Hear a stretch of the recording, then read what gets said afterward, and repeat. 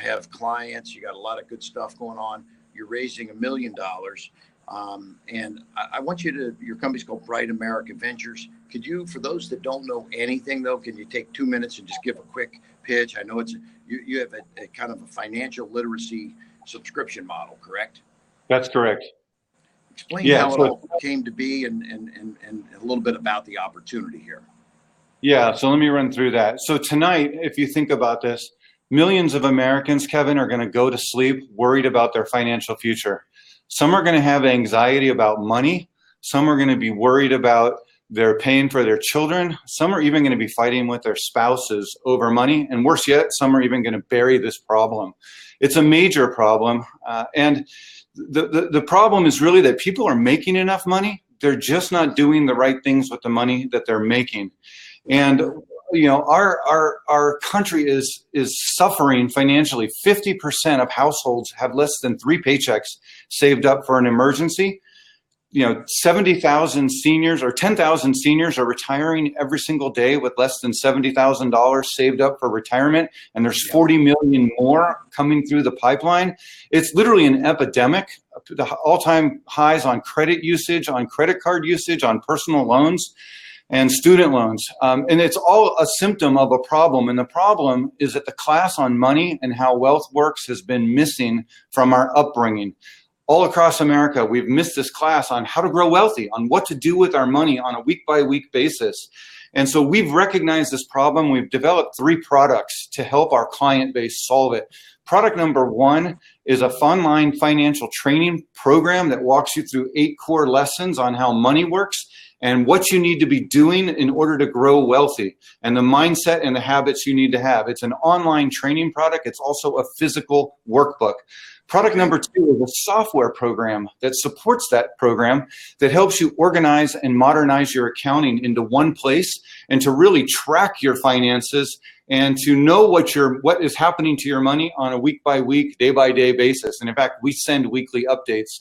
And then product number 3 is our back-end support, where we actually work with our clients one-on-one to develop financial plans and provide financial services for them and help them with their future.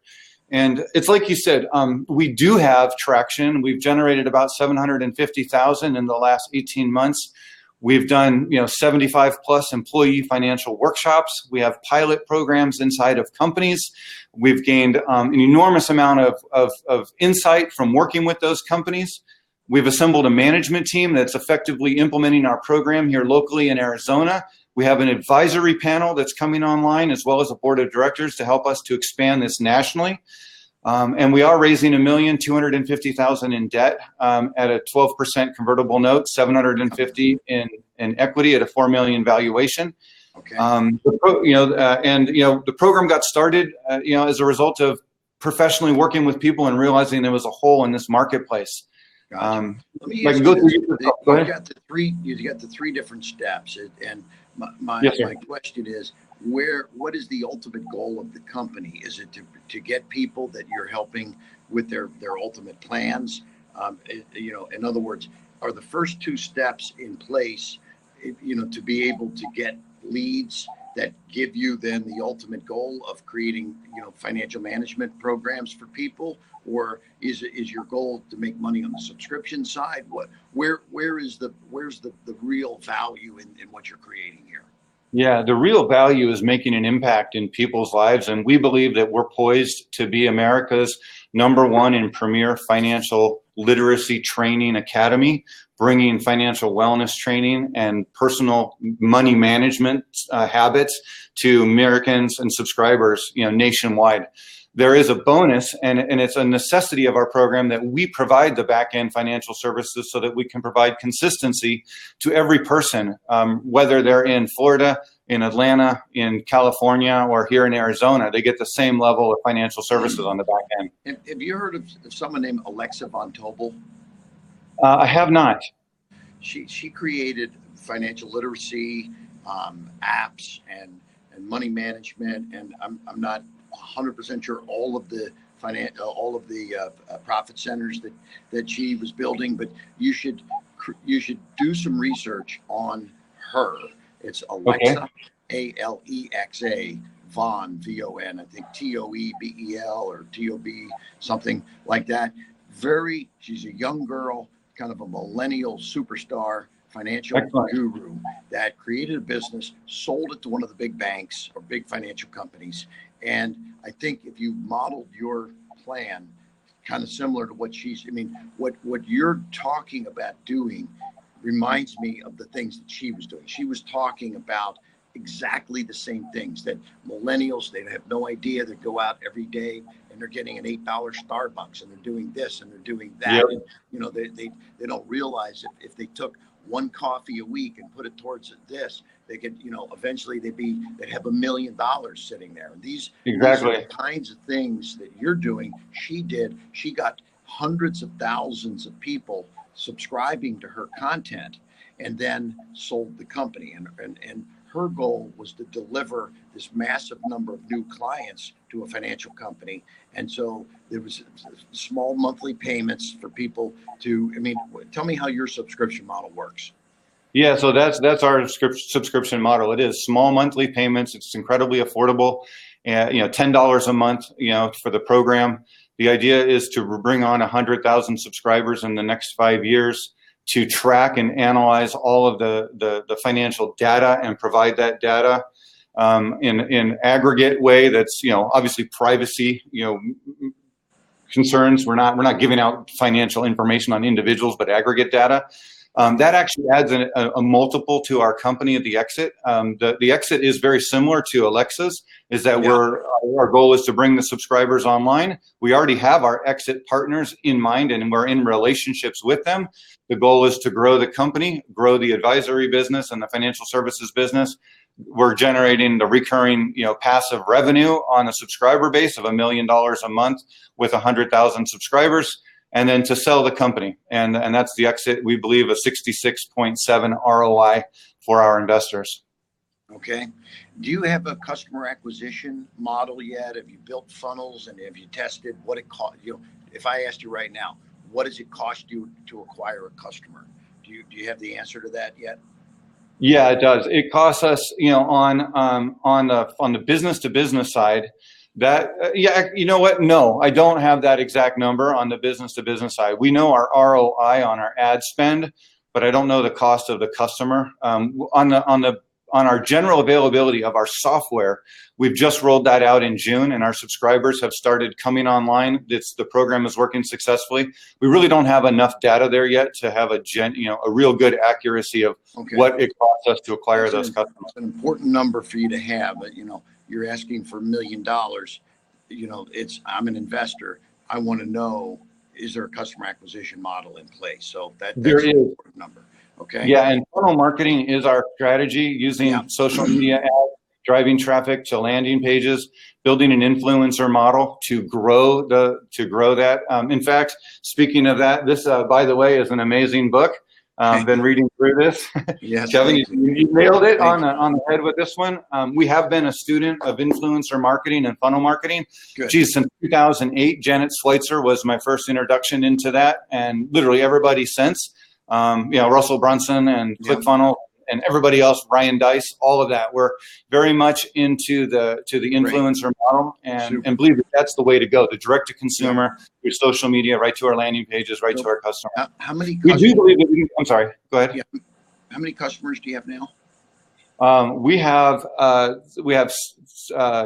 when you say customer, do you mean we have subscribers or how many people have bought your services? About 700 clients on the financial services side over the last 1 year.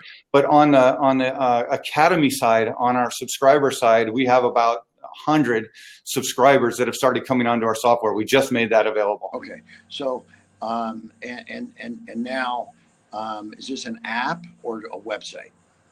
It's a website that is placed onto your mobile phone with a button that links to an encrypted website where the data is stored very securely and encrypted on servers, but it functions as an app on your mobile phone. Okay. And so it's for all practical purposes, it's an app, but it's not. What I'd like to do, I'd like to get our digital group. And are you in? Did you say Phoenix or where are you based? Yeah, we're in Scottsdale, Arizona. Okay, great. Scottsdale. So we're out on the West Coast. I get to Scottsdale about 2-3 times a year, but I don't know if anything's planned. But I want to get you together with my digital people so they can analyze what it is you're doing. When you mentioned Russell Brunson and Ryan Dice, these are friends of mine. I love hanging out with these are very smart people. If you've employed some of their techniques, we need to dive deep on what kind of metrics you're seeing, and because we have a mobile app we're launching, a financial. It's actually an app where you can actually save money. We have an investment banking company that's involved with us, where they actually can.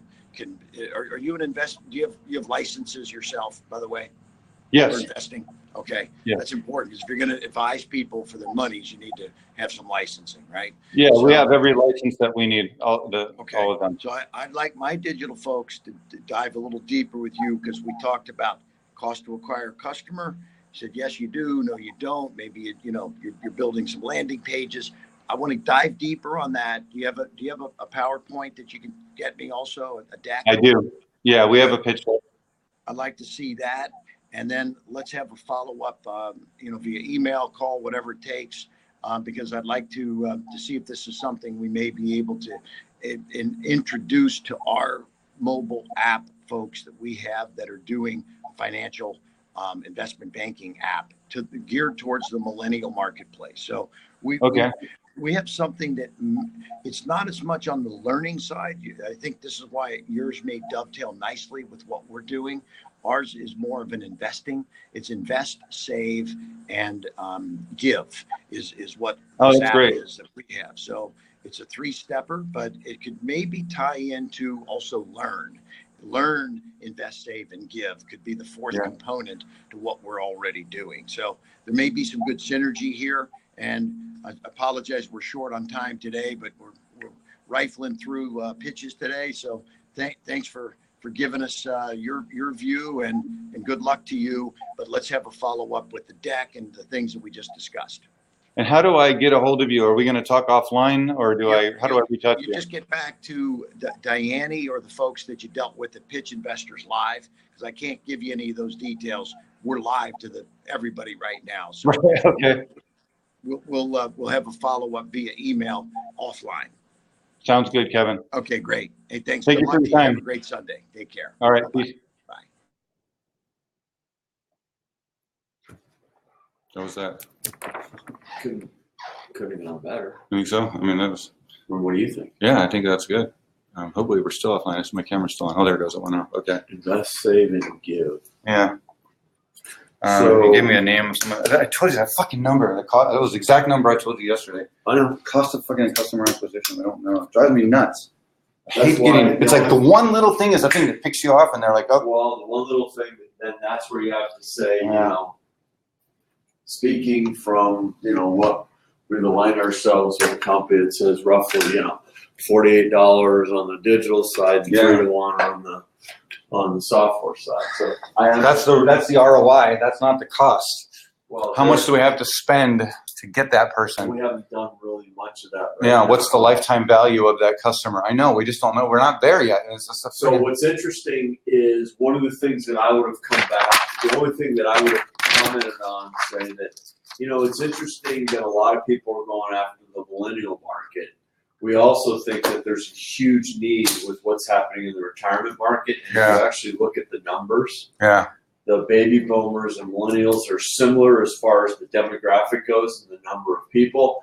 I would argue that with retirees, we get a client that potentially has some more assets that can flow down, and provide potentially a little bit more in the way of returns. Mm-hmm. And, a lot of people, a lot of the funny things about the millennials is they say,